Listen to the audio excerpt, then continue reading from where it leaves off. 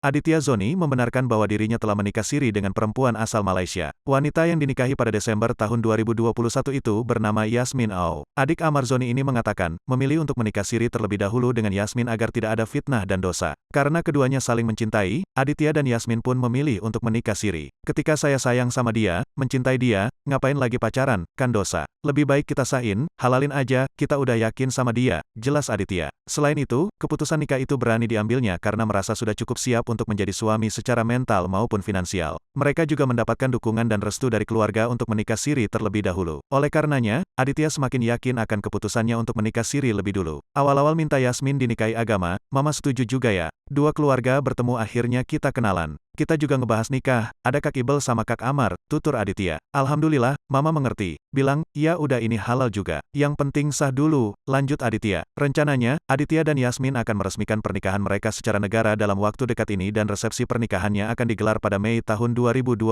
mendatang.